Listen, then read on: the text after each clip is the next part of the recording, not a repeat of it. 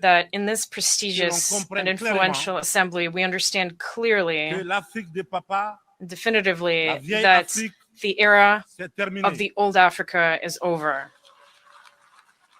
46 mining licenses, gone overnight, no warning, no compensation. Why would Guinea wipe out deals worth billions in just one move? Let's find out.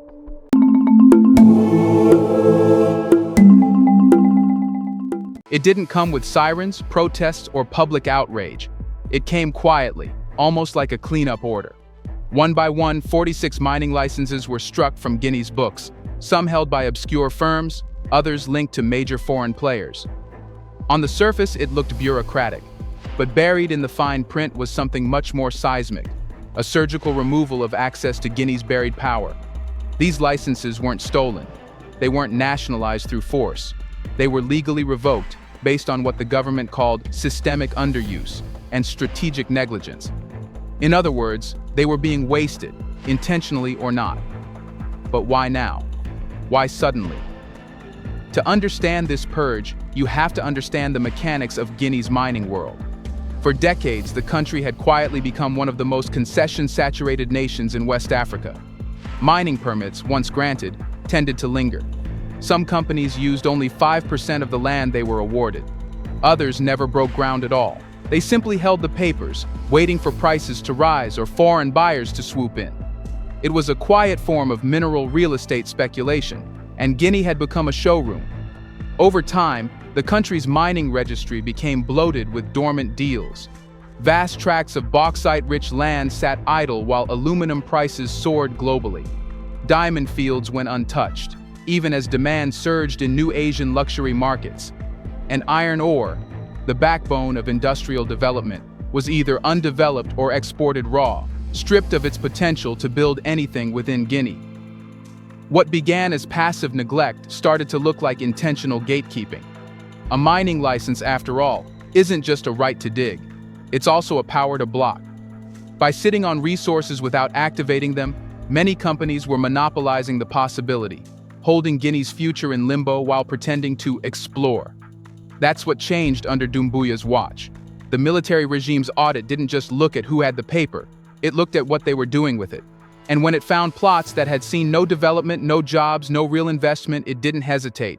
The licenses were pulled, no hearings, no debate, no negotiation, just a quiet stroke of sovereignty. But underneath the legal justification was a larger message. Guinea is no longer for sale by default. This wasn't just about punishing lazy operators. It was a targeted removal of parasitic contracts that had clogged the arteries of Guinea's development. The country had watched others grow rich by treating its minerals like inventory. Now it was clearing the shelves. Interestingly, most of the revoked licenses weren't high profile. Some belonged to shell companies with vague overseas addresses. Others had been flipped several times in offshore deals, never creating anything on Guinean soil. The revocation wasn't an attack on industry, it was an attack on ghost ownership. Still, this kind of sweeping action doesn't happen in a vacuum. It requires timing, confidence, and leverage. And the timing here is no coincidence. Behind closed doors, Guinea had been studying its regional environment. A pattern was forming. Military-led governments in Mali, Burkina Faso, and Niger were shaking up extractive contracts. Some had already expelled foreign forces. Others had begun seizing gold operations outright. A quiet continental realignment was taking place, and Doumbouya saw the writing on the wall: control the resources, or be controlled forever. So the revocation wasn't just administrative. It was a purification, a recalibration of the mining sector, aligned with a new national doctrine. Minerals must serve Guinea first. And that shift, removing the dead weight, was only the beginning. Now that the licenses were gone, the next question loomed large. What exactly does Guinea plan to build in their place?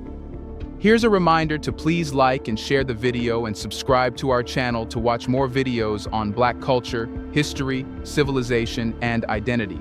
Let's continue now. Now that the old contracts are gone and the mineral-rich land is back in state hands, the burning question is no longer why the licenses were revoked, but what for. Guinea's government isn't keeping it a secret. This land isn't just for mining anymore, it's for transformation. Colonel Mamadi Doumbouya's administration isn't trying to attract the same breed of companies that once mined and exported. They're looking for something radically different. Partners who don't just take minerals, but turn them into finished products on Guinean soil. For over half a century, Guinea has been caught in what economists call the extract-export trap. It's a pattern where resource-rich nations dig up their most valuable raw materials, sell them cheap to industrialized countries, and then buy back the finished products at 10 or 20 times the price. Aluminum made from Guinean bauxite is molded into aircraft parts in France, car panels in Japan, or beer cans in America, then sold back into Africa with a markup that dwarfs the original value of the ore. It's not just inefficient, it's economic dependency by design. And Doumbouya's administration is no longer willing to play that game. Their vision is rooted in a simple but profound shift. Minerals should build the country they come from. That means alumina refineries, smelting plants, rail corridors, industrial parks, and training centers, all within Guinea's borders. In short, stop exporting wealth, start manufacturing it at home. But this vision isn't just a political slogan. It's being built into the legal and economic architecture of the country. The Ministry of Mines has already begun drafting a new licensing framework, one that requires industrial plans as part of any permit application. New investors will have to present a timeline for local processing, with clear benchmarks and deliverables. Failure to comply could mean revocation, not after decades, but within years. And this time, there's a carrot too. Guinea is offering tax incentives, customs relief, and preferential land access to companies that commit to local value addition. The government isn't just playing tough, it's playing smart, using policy to reshape the entire business model of the mining sector. But the real genius of this strategy lies in what it does to Guinea's negotiating power. By insisting on local processing, Guinea multiplies the value of its minerals before they ever leave the country. Instead of selling raw bauxite for $30 per ton, it can sell processed alumina for over $300 per ton, and even more if it climbs the ladder to aluminum production. That kind of jump doesn't just increase state revenue, it creates entire new industries, thousands of skilled jobs, and stable domestic supply chains. It also insulates Guinea from price volatility. Raw material prices swing wildly with global speculation, but processed goods are more stable, more valuable, and less replaceable. By moving up the value chain, Guinea isn't just extracting minerals, it's extracting control over its future. Still, critics argue that Guinea lacks the infrastructure for such industrial dreams. Where will the electricity come from? The roads, the trained engineers? The government has a response. That's the point. The industrial investment itself will drive the development of energy projects, transportation links, and education systems. In other words, the mining sector won't just benefit from infrastructure, it will finance and justify it. The demand for smelters will drive demand for hydropower. The need for metal parts will revive Guinea's dormant manufacturing base. The minerals, once exported raw, will now anchor an entire economic ecosystem. But make no mistake, this is a high-stakes gamble. The old system was safe, if extractive. The new one is ambitious, but uncertain. It requires long-term thinking, strategic partnerships, and iron-willed policy enforcement. Which brings us to the next critical piece of this puzzle. Because for Guinea to truly break free from the export trap, it must be ready to redraw the map of who it does business with, and who it refuses to trust again. Guinea has laid out its demands. No more extraction without transformation. The message is clear. But here's the dilemma. Who's willing to play by those rules? The answer, as Doumbouya's government is making clear, is not the same faces as before. For decades, Guinea's mining deals flowed through familiar pipelines. Multinationals headquartered in London, Toronto, Paris, and New York. These companies arrived armed with contracts, lawyers, and promises. They extracted bauxite, gold, and iron ore under long-term concessions, shipping raw cargo to distant refineries while offering Guinea little more than a cut of royalties and the occasional infrastructure gift. The terms were asymmetrical and the dependency was structural. But now that Guinea is demanding something new, local refineries, job creation, and industrial investment, the old partners have started hesitating. Some are already lobbying behind the scenes, warning of instability, resource nationalism, and rising investor risk. Others have gone quiet, unsure of how to profit under this new regime. After all, the profit margins are thinner when you're expected to build something real. That hesitation hasn't gone unnoticed in Conakry, and rather than beg them to adapt, Guinea is turning its gaze elsewhere. The government is now actively courting a new generation of foreign partners, ones who are not burdened by the colonial playbook or wedded to extractive business models. China, Russia, Turkey, the UAE, Brazil, and India have all been identified as emerging stakeholders, each offering alternatives to the Western model of mine and ship capitalism. These aren't just economic deals, they're geostrategic choices. Take Russia, for example. Its mining firms are state-aligned, infrastructure-savvy, and politically non-interventionist, exactly the model Doumbouya seems to prefer. Russian officials have already held closed-door talks with Guinea's Ministry of Mines, exploring not just bauxite extraction, but joint ventures for aluminum production, hydropower development, and regional trade. Turkey, too, has stepped in with quiet ambition. Ankara's push into West Africa has included offers of industrial construction expertise, backed by financing from state-aligned banks. Turkish firms are proposing turnkey solutions. They extract, build refineries, train locals, and share profits under long-term leases. The pitch? No political strings attached. And then there's China, already a heavyweight in Guinea's bauxite exports. But even Beijing is recalibrating. Sensing the shift, Chinese firms are reportedly preparing proposals for in-country alumina processing plants, railway expansions, and industrial zones. China doesn't resist national policies. It adapts to them, fast. That agility may give it a decisive advantage in Guinea's new model. But this realignment isn't just about business. It's about ideological autonomy. Guinea's leadership no longer views the West as a natural partner or even a neutral one. For many African nations, foreign investment has come to mean foreign control, with contract clauses that supersede local law, arbitration centers in Europe, and donor agencies that double as political watchdogs. In rejecting this model, Guinea isn't just changing contracts, it's reclaiming the right to set its development terms. There are costs, of course. Turning away from the West risks diplomatic retaliation, loan restrictions, or media smear campaigns about authoritarianism and investor hostility. But Guinea is calculating that the benefits of sovereignty outweigh the penalties of disobedience. And in the process, it's forging a new identity, one that prizes leverage over loyalty and independence over image. This pivot also speaks to a broader trend in Africa, a continental divorce from Western extraction logic. Mali, Niger, and Burkina Faso are making similar moves, canceling old contracts, rewriting new ones, and cozying up to alternative powers. Guinea isn't an outlier. It's part of an emerging bloc that's redrawing the global mineral map. And with this realignment comes a powerful question. If these countries begin coordinating their policies, linking their infrastructure, and aligning their mineral strategies, what kind of leverage could West Africa hold over global industry? Because bauxite, gold, uranium, and cobalt, they're not just commodities anymore. They're strategic weapons. And Guinea is loading the chamber by choosing who can touch them and who can't. But if Guinea is stepping into this new geopolitical arena, it needs more than ambition. It needs a philosophy, a model, a doctrine that can unite its new allies and anchor its internal reforms. And that doctrine may already exist, next door. Let's go there next. When a country reclaims its minerals, redraws its partnerships, and refuses Western terms, it risks standing alone. But Guinea isn't isolated. It's aligning itself with a rising ideological force spreading across West Africa.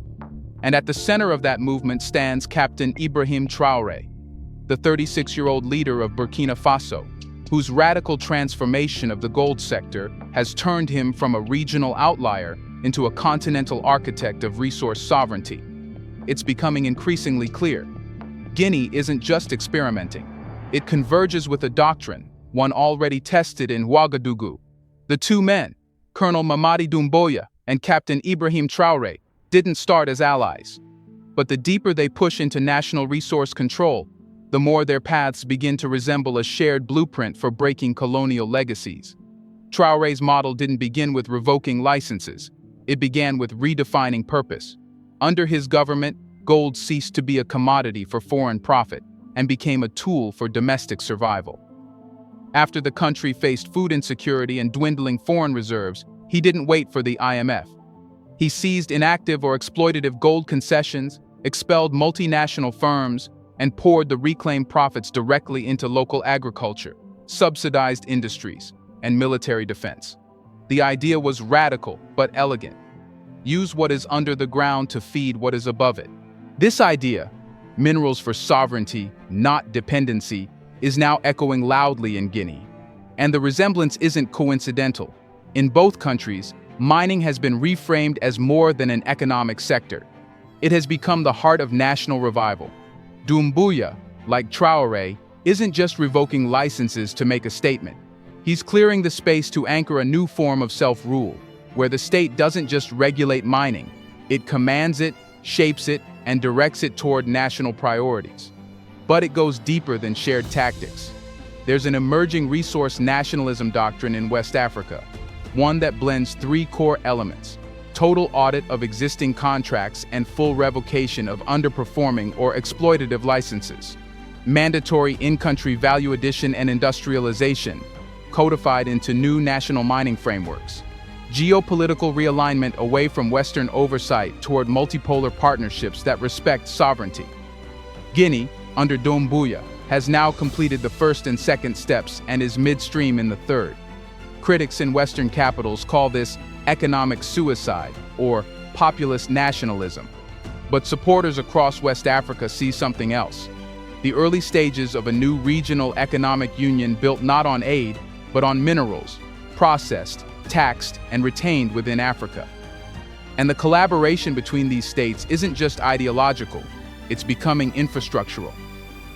There is now talk of a shared refining network across the AES Bloc Alliance of Sahel states, linking Guinea's bauxite with Burkina Faso's energy projects and Mali's rail corridors. If realized, this would liberate the region from colonial port dependency, allowing African minerals to move through African-built routes, processed by African-owned plants. It's not just posturing. In early 2025, Doumbouya and Traoré reportedly held a private meeting in Conakry, not to discuss military coordination, but resource strategy. Sources suggest the two leaders explored joint ventures, cross-border mineral storage zones, and a shared strategic resource fund, an idea mirroring what Traoré has already implemented with gold in Burkina Faso. These talks point to something larger: the rise of an African mineral doctrine, not copied from China or the West, but forged out of the lived failures of foreign extraction. But for all the ideological alignment and policy muscle, one question still lingers. Can this doctrine survive the pressures that come next? Because now that Guinea has revoked licenses, redesigned laws, and aligned with radical partners, it faces its final and greatest challenge: execution. Turning political will into physical factories, policy into paychecks, and doctrine into prosperity is a battlefield of its own. And not everyone wants Guinea to succeed. So far, Guinea has made all the right moves, on paper. It has swept aside parasitic licenses. It has demanded transformation over extraction. It has cut ties with old masters and found new allies with fewer strings. It has borrowed the most radical doctrine in West Africa and tailored it into its national model. But now comes the part that every revolution dreads: execution. Because canceling contracts and declaring sovereignty is one thing. Building infrastructure, training a workforce, protecting supply chains, and withstanding global retaliation, that's something else entirely.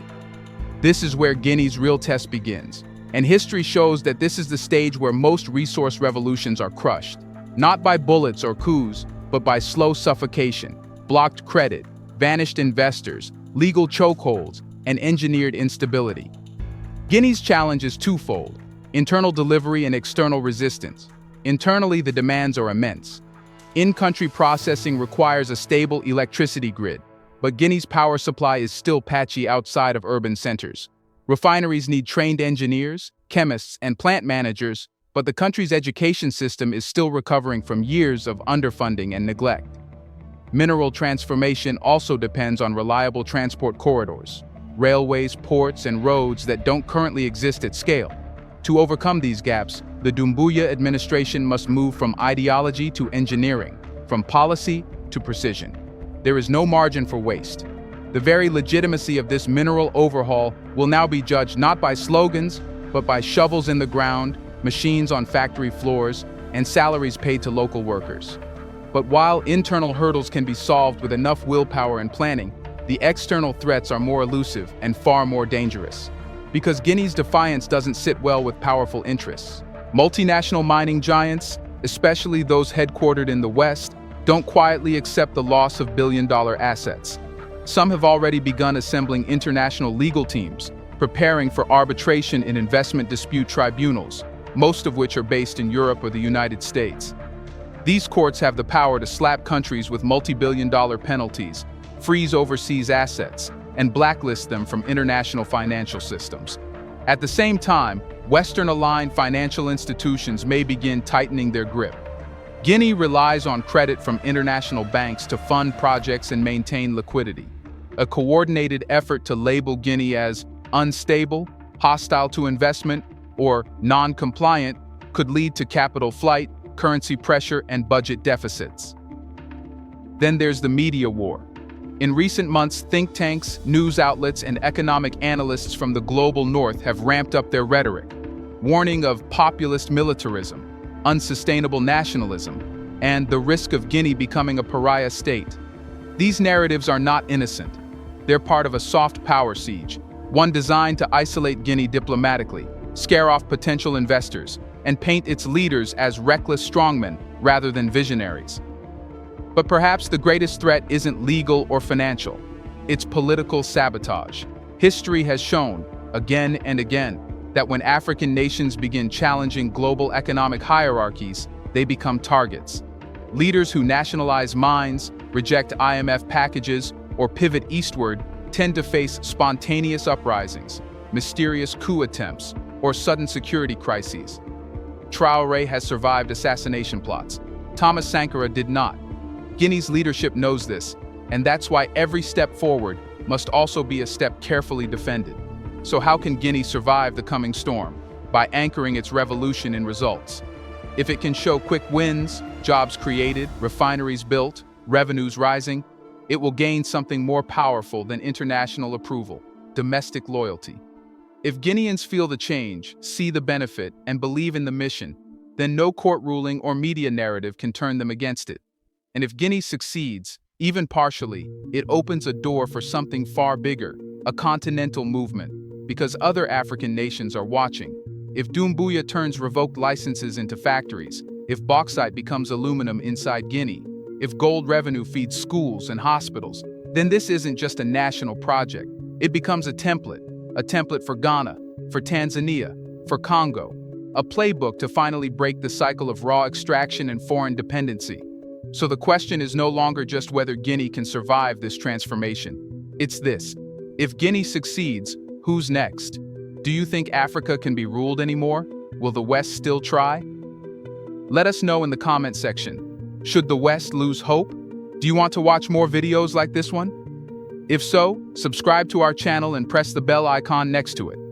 We have decided to bring videos on something nobody talks about: the Black culture, civilization, history, and evidence about how glorious Blacks have been. Thanks for watching, and until the next video, stay tuned.